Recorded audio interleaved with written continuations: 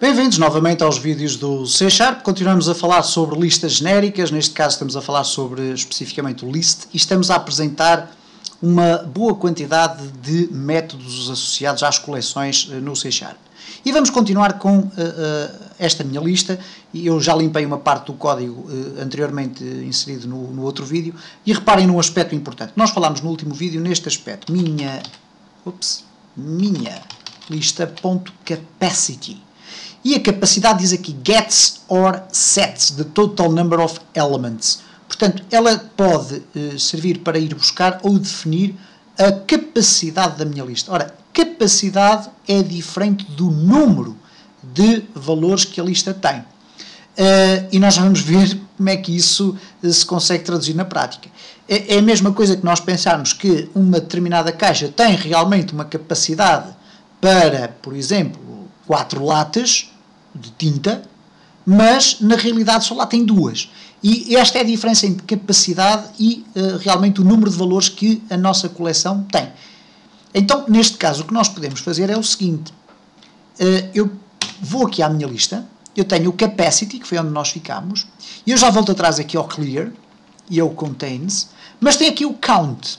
E o count diz-me que é uma variável do tipo inteira, ou melhor, um valor do tipo inteiro, gets the number of elements actually contained in the collections. Isto é, ele vai buscar exatamente o número de elementos que a minha lista contém. Ora, este item, ou este valor que aqui está, é substancialmente mais interessante do que o capacity, porque ele devolve-me exatamente qual é o número de elementos que a minha lista contém. Eu posso apresentá-los, label resultado.text é igual a minha lista.count, e neste caso, como é um valor do tipo inteiro, eu vou ter que fazer um cast para string. Isto é, vou ter que passar a variável para string. Então reparem o que é que acontece quando eu agora executo. São adicionados 3 valores à minha lista e cá está, a minha lista contém 3 valores. É evidente que se eu agora replicar isto por vários, 6, 9, 12, 15, e a capacidade, reparem, eu agora posso inclusive aqui colocar eu vou fazer aqui esta experiência, minha lista.capacity.toString, e a seguir vai aparecer o valor do número, o número de elementos que estão contidos na minha lista. Vamos ver o que é que vai acontecer neste caso. Reparem que enquanto o capacity, que é o primeiro valor que aparece, ou que é solicitado, é de 16, e lá está a tal situação que nós explicámos no vídeo anterior, a capacidade está definida para 16, na realidade ele só tem 15 elementos. Se ele passar a ter 16 elementos, 16 não, 17, vamos aqui acrescentar mais 2, vamos aqui selecionar estes 2 e acrescentar mais 2, reparem o que é que vai acontecer. A capacidade passa para 32, mas na realidade só lá tem 17 elementos. Portanto, a caixa aumentou, mas o número de elementos continua a ser mais pequeno. Isto é como se tivéssemos uma fábrica de embalagens e não pudesse existir uma embalagem para cada número de elementos. Existem embalagens tipificadas. Umas levam 4 elementos, outras levam 8, outros levam 16, outras levam 32, outras levam 64, 128, 256, 512 e por aí fora. E, portanto, é sempre nessa base que a minha capacidade vai aumentando. No entanto, neste caso, para o programador, é bastante mais interessante o valor exato do número de elementos, porque depois permite-me criar ciclos que me podem ajudar a apresentar os elementos que estão dentro da minha coleção. Ainda relativamente às coleções, e eu disse que íamos voltar um bocadinho atrás, eu vou aqui apagar estes elementos todos para não ter aqui muito lixo na minha apresentação, perdão. Reparem o seguinte, minha lista, ponto, ela ficou aqui no capacity. Portanto, nós estávamos a estudar, já vimos o add range, já vimos então o capacity,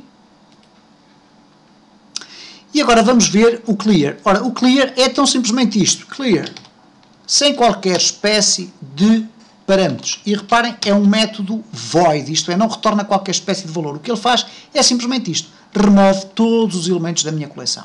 O que quer dizer que se eu fizer isto, o que acontece é que tudo isto que eu aqui tenho para trás é absolutamente ignorado, ou melhor, não é ignorado, ele é executado, os valores são adicionados à classe e a partir deste momento a classe é limpa. é passada a esfregona por cima e desaparecem todos os dados que lá estão, ok?